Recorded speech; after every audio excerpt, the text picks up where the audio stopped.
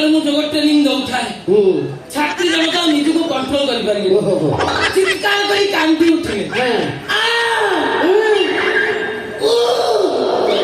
ତାପରେ କଣ ଲାଗିଲା ଦାନ୍ତ ଦାଗ ପଡିଗଲା ମୂର୍ଚ୍ଛା ପଡିଗଲେ ଟ୍ରେନିଂଟା କଡା ହେଇଗଲା ହାର୍ଡ ହେଲା ହାର୍ଡ ହେଇଗଲା ତାପରେ ଯାହା ହେଲା ମୁଁ ଜାଣିଛି କଣ ବାପା ମା ଦି ଜଣ ଉଠିଲେ ତତେ ତ ବହେ ନାଚିଲେ ମତେ କାହିଁକି ଲାଗିଲେ ଓଲଟି ତାଙ୍କ ଝିଅର ସବୁ ଦୋଷ ପାଇଁ ରାତି ରାତି ମେଡିକାଲ ନେଇ ଚାଲି ଗଲେ ହେଲେ ବାପା କାଲି ରାତିରେ ଆମର ସେମିତି କିଛି ସମସ୍ୟା ହେଇନି ଯଦି ହେଇଥାନ୍ତା ବାପା ତ ନଥିଲା ପୁରା ମରିଥାନ୍ତୁ ହରିବ କାହିଁକି।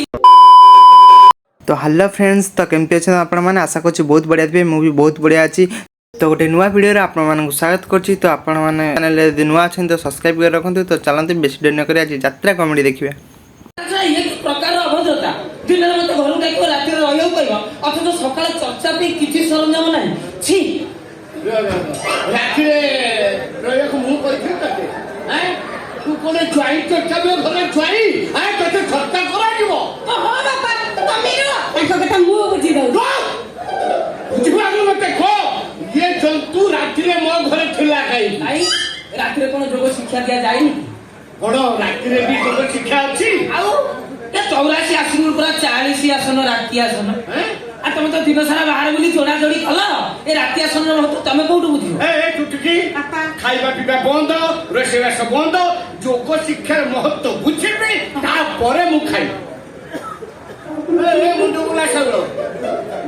ଯୋଗ ଶିକ୍ଷାର ମହତ୍ଵ ବୁଝା ବୁଝିବେ ବୁଝା ଏଇଠି ରାମଦେବଙ୍କ ଶିଷ୍ୟ ପଦେ ଗାଇକିରି ବୁଝେଇବେ କଣ ଏ ଶୁଣ ସଙ୍ଗୀତରେ ଯେମିତି ଭଲ କି ବୁଝେଇ ଦିଅ ବାପାକୁ ଏ ଶୁଣ ସଙ୍ଗୀତରେ ଯେମିତି ରାଗ ଆଉ ରାଗିଣୀ ପ୍ରହରକୁ ନେଇ ତିଆରି ହେଇଛି ଦାବି ଦିଅ ଏ ଯେଉଁ ପ୍ରହରକୁ ଯେଉଁ ରାଗ କର୍ଣ୍ଣ ମନକୁ ମୁଗ୍ଧ କରେ ଠିକ ସେମିତି ଯେଉଁ ପ୍ରହରକୁ ଯେଉଁ ଯୋଗାସନ ଇଏ ଦେହ ମନକୁ ଆତ୍ମତୃପ୍ତି ଦିଏ ରେ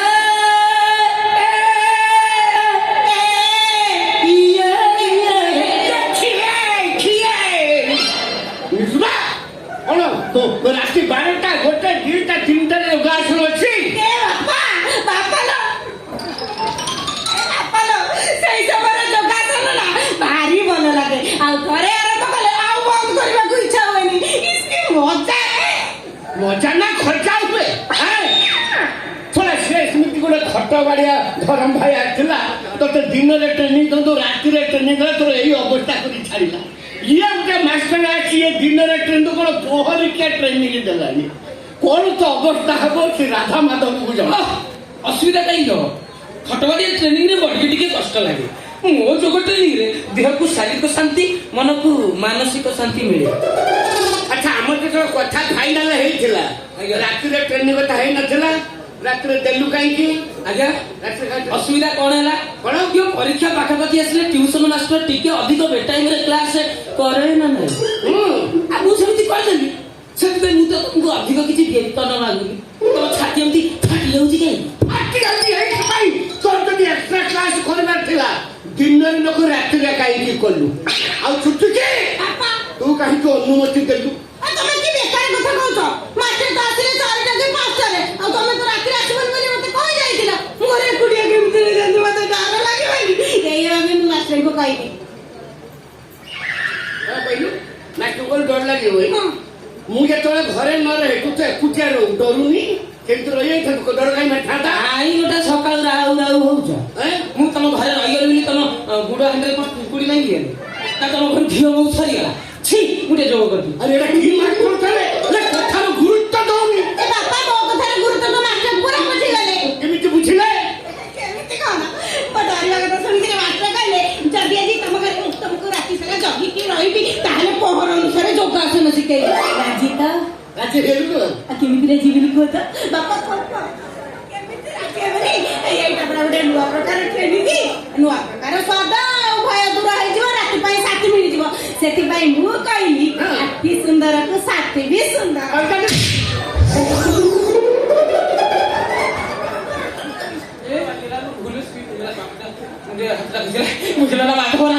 କଦଳୀ ବାବୁ ଛଡ଼ା ଗୋଟେ ମାଷ୍ଟର ମୋ ନାଁଟା ପାଠ ପଢୁଛୁ କେତେବେଳେ ରାଧା ବାବୁ ଜେଠା ବାବୁ ଗୋଠା ବାବୁ ମାଧବ ବାବୁ ଆଜ୍ଞା ଏକା କଥା ରାଧା ମାଧବ ଗୋସ୍ୱାମୀ। ତ ଏମିତି ଯୁଗ ଟେଲି ପକଉଛି ମୋତେ ଛୋଟା କରିଦେବେ। ଆଜ୍ଞା ଛୁଟିର ନିମନ୍ତ୍ରଣ ମୁଁ ଯେମିତି ପାଇଲି ଆପଣ ବିଶ୍ୱାସ କରିବେନି ମୋ ଶରୀରରେ 7ଟା ଷଣ୍ଢଙ୍କର ବଳ ଆସିଗଲା। ଆଉ ଦେହରେ ଉନ୍ମାଦ ଖେଳିଗଲା।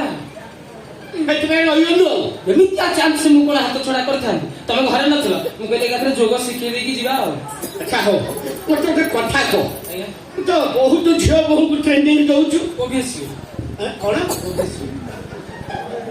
ଦିଏ ମୁଁ ମୋର ଛାତ୍ରଛାତ୍ରୀ ମୋର ବହୁ ଛାତ୍ରୀ ମାନେ ମୁଁ ବହୁତ ମାନେ ମୋର ଟ୍ରେନିଂ ସେମିତି ଆଉ। ଆଚ୍ଛା ଆଚ୍ଛା ଏମିତି କିଛି ଘଟଣା ହେଇଛି କି ତା ବାପା ମା ନଥିବା ଅବସ୍ଥାରେ ଝିଅକୁ ଟ୍ରେନିଂ ଦେଇଛୁ ରାତିରେ ପ୍ରହରିକା ନାଇଁ ଟ୍ରେନିଂ? ନାଇଁ ଏମିତିଆ ଚାନ୍ସ ମତେ କୋଉଠି ମିଳିନି। ମିଳିନି? ଏମିତିଆ ଚାନ୍ସ ମତେ ଗୋଟେ ଜାଗାରେ ମିଳିଥିଲା, ମାତ୍ର ତା ଘରେ ତା ବାପା ବୋଉ ଉପସ୍ଥିତ ଥିଲେ। ବାପା ମା ଉପସ୍ଥିତିରେ ପ୍ରହରିକା ଟ୍ରେନିଂ ଦେଲୁ? ନାଇଁ ନାଇଁ ନାଇଁ ତା ବାପା ବୋଉ ଶୋଇ ପଇଲା ପରେ ଟ୍ରେନିଂଟା ସେଇ ଅନ୍ଧାରିଆ ନ ରହେ। ଆଉ ମାତ୍ର ରାତ୍ରି 2ଟାରେ ଗୋଟେ ଅଘଟଣ ଘଟିଗଲା। କଣ ଘଟଣା ସେ? ରାତ୍ରି 2ଟାରେ ଛାତ୍ରୀ କି ଯେତେବେଳେ ମୁଁ ଯୋଗ ଟ୍ରେନିଂ ଦଉଥାଏ, ଛାତ୍ରୀ ଜଣକ ଆଉ ନିଜକୁ କଣ୍ଟ୍ରୋଲ କରିପାରିବେ, ଚିତ୍କାର କରି କାନ୍ଦି ଉଠିଲେ। ତାପରେ କଣ ଲାଗିଲାନି ଦାନ୍ତ ଦାଗ ପଡିଗଲା, ମୂର୍ଚ୍ଛା ପଡିଗଲେ। ଟ୍ରେନିଂଟା କଡା ହେଇଗଲା ଆଉ। ହାର୍ଡ ହେଲା ବୋଧେ। ହାର୍ଡ ହେଇଗଲା। ତାପରେ ଯାହା ହେଲା ମୁଁ ଜାଣିଛି। କଣ ତା ବାପା ମା 2 ଜଣ ଉଠିଲେ, ତତେ ତ ବହେ ନାଦିଲେ ଆଉ। ମତେ କାହିଁକି ଲାଗିଲେ? ଓଲଟି ତାଙ୍କ ଝିଅର ସବୁ ଦୋଷ ପାଇଁ ରାତି ରାତି ମେଡିକାଲ ନେଇ ଚାଲି ଗଲେ। ହେଲେ ବାପା କାଲି ରାତିରେ ଆମର ସେମିତି କିଛି ସମସ୍ୟା ହେଇନି। ଯଦି ହେଇଥାନ୍ତା ବାପା ତ ନଥିଲା, ତୁ ମରିଥାନ୍ତୁ। ହରିବ କାହିଁକି? ମୁଁ କଣ ମଣିଷ ମରା ଯୋଗ ତୁ ତ ପ୍ରହରିକା ଯୋଗ ମାଷ୍ଟର। ଶୁଣ ଏତେ ଯୋଗ ମୁଁ ଶୁଣିଛି, ୟାର ପ୍ରହରିକା ଯୋଗ କାନ ମାନେ ଏମିତି ବହୁତ ଜିନିଷ ବହୁତ କଥା ମଣିଷ ପ୍ରଥମ ଥର କରି ଦେଖେ ଆଉ ଶୁଣେ ବି। ମୁଁ କଥାବାର୍ତ୍ତା ଭିତରେ ମଝିରେ ତୁ କଥାବାର୍ତ୍ତା ହବୁ। ମୁଁ ଯୋଗ କରିବି ନା ନା ମୋ ପ୍ରେସର ଆରମ୍ଭ ହେଇଯିବ। ଚୁପ୍ କିଛି ହବ। ଏମିତି ଏମିତି ସନ୍ଦେହ। ଏମିତି ହଉ। ମୁହଁ ନା କଣ ଧାନ ହାଣ୍ଡି? ରାତିରେ ରହିଲୁ କୋଉଠି, ଶୋଇଲୁ କୋଉଠି? କୋଉଠି ଆଉ ଶୋଇବି କେମିତି? କେମିତି ଶୋଇଲୁ ଶୋଇଲୁ କୋଉଠି? ବାପା ଏଇଟା ସକାଳ ମୋର ଯୋଗାଯୋଗ ଏବେ ସରିଲା ଆଉ। ଝାଳ ନାଳ ଏକା ଖଣ୍ଡ। ହାଲିଆ ଲାଗିବାରେ ମୁଁ ଟିକେ ଚେୟାର ଉପରେ ଢୁଳି ପଡିବି। ହଁ ମୋର ମନେ ପଡିଗଲା ତମେ ଆସ ବୋଲି। ତରକାରୀ ହେଇ କବାଟ ଗଲି ଗାଧେଇବାକୁ ବାହାରିଥିଲି। ଆଉ ମୁଁ ବା ଫେସ୍ ବାକୁ ସବୁ ସରଞ୍ଜାମ ଖୋଜୁଛି। ଲାଭ କଣ? ଘରେ ତ କିଛି ବୋଲି କିଛି ନାହିଁ। ଅଧା ଅଧା କଣ ମେଧା ରାଧା ଅଳ୍ପ ଝିଅ ହୁଅ। ତମେ କଣ ଖଣ୍ଡିଆ ସାବୁନ ଗୋଟେ ଘରେ ରଖିନ? କଥା ମେଳ କାମ ବରକୋଳି ଫଳ। କଣ ଜଡ଼ା ତେଲ ଲଗେଇ ବାପ ଝିଅ ଗାଧୁଆ ପାଧୁଆ କର? ମୋ ବ୍ରହ୍ମ ଜଳା ନା କଣ ବ୍ରହ୍ମ? ଅନାନି, ମୁଁ ତତେ ଖାଲି ପଚାରୁଛି ତୁ କହ ତୋ ଗୁରୁ କିଏ? ଜୟ ଶ୍ରୀରାମ ଜୟ ଶ୍ରୀରାମ। ବାବା ରାମଦେବ। ରାମଦେବ ଶିଷ୍ୟ ଆଉ ତୋଠି ସଂଯମତା ଅଛି ନା ନାଇଁ କହ? କାହିଁ ସେ ଆଙ୍ଗୁଟାକୁ ଏମିତି ହଲଉଛ? ବାବାଙ୍କ କଥା ପଚାରୁଛ ଟି? ଆଉ ମୋଟେ ପ୍ରଚୁର ସଂଯମତା। ମୁଁ ରାମଦେବଙ୍କ ଶିଷ୍ୟ, ମୋଟେ ସଂଯମତା ରହିବନି କେମିତି? ଆଜି ମୋ ବ୍ରହ୍ମଚାରୀ। ହଁ ଭବିଷ୍ୟତରେ ମୋ ଝିଅର କିଛି ଅସୁବିଧା ହବନି? କୌଣସି ଅସୁବିଧା କଣ ପାଇଁ ହବ? ଆଉ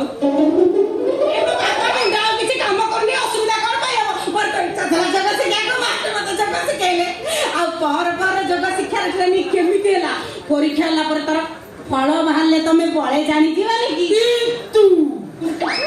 କିନ୍ତୁ ଫଳ ବାହାରିବା ଦିନ ବିଚାରି କୋଟାରେ ମିଠା ଆଣି ଗାଁ ସାରା ବାଣ୍ଟିବ। ତମ ଝିଅ ପରୀକ୍ଷାରେ ନିଶ୍ଚୟ ପାସ୍ କରିବ। କେତେ ଉତ୍କୃଷ୍ଟ ଛାତ୍ରୀ ମୋର। କଣ ବାଣ୍ଟିବି? ମିଠା ଗାଁ ସାରା। ଘୋଡ଼ା ଡୁମ୍ବ ବାଣ୍ଟିବି। କଣ ପାଇଁ? ମୁଁ ଯାଉଛି ମୋ ଘରଟା ଆଗେ ଚେକ୍ କରି, ତାପରେ ମିଠା ବାଣ୍ଟିବି କି ବିଷପି ଆତ୍ମହତ୍ୟା କରିବି? ତୁ ରାମଦେବଙ୍କ ଶିଷ୍ୟ?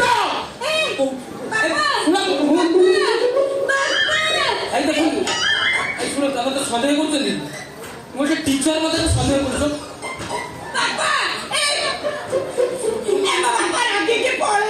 କଣ ତୁଇ ଝିଅ ଦେଇଥିଲେ ତମ ମନ ଶାନ୍ତି ହେଇଥାନ୍ତା? ତମେ ପାଣିକି ଦରକାର କରିଛନ୍ତି ନା ଯାଆନ୍ତୁ। ଆମ ଭିତରେ ତ ଯାହା ହବାର ଥିଲା ସେ ହେଇସାରିଲେଣି। ଏବେ ଭାଡ଼ି ଛାଟି ହେଲେ ଲାଭ କଣ? ତମ ବାପା ଭାରି ସନ୍ଦେହୀ ଲୋକ। ଏତେ ସନ୍ଦେହ ଯଦି ମନରେ ଥିଲା ମତେ ମୋ ଗୋଟେ ହ୍ୟାଣ୍ଡସମ୍ ହିରୋକୁ ଯୋଗ ମାଷ୍ଟର ସାର୍ ନିଯୁକ୍ତି ଦଉଥିଲେ କାହିଁକି? ଆଚ୍ଛା ଛାତ୍ରୀ ଚୁଟକି। ଆଜ୍ଞା ସାର୍। ଆଉ ଯୋଗ ମାଷ୍ଟର ଯୋଗ କରିବି ନା ବିଯୋଗ କରିବି? ନାଇଁ ନାଇଁ ତମେ ଏଠି ବିଯୋଗ କରୁଥ, ମୁଁ ଦେଖେ ମୋ ବାପା କୁଆଡେ ଗଲେ। ଏ ବାପା! ଭିତରେ ମୋ କଷ୍ଟ୍ୟୁମ ପଡିଛି ଲୁଚେଇ ଗୋପା ବୁଢା ଯୋଉଭଳିଆ ତାତିଛି ମାରିକି ମୋ ଜୋ ଗ ସବୁ ଫଟେଇ ଦବ କିନ୍ତୁ ଗୋପା ଏଠି ରହିବାନି ଏରିଆ ଛାଡି ଘରକୁ ପଳେଇବା ସିଆଡେ ଗଲେ ଫେସ୍ ବା ଏଠି ତାଙ୍କର ଗୋପା ଝିଅ ଆଜ୍ଞା ପିଟା ହୁଅନ୍ତୁ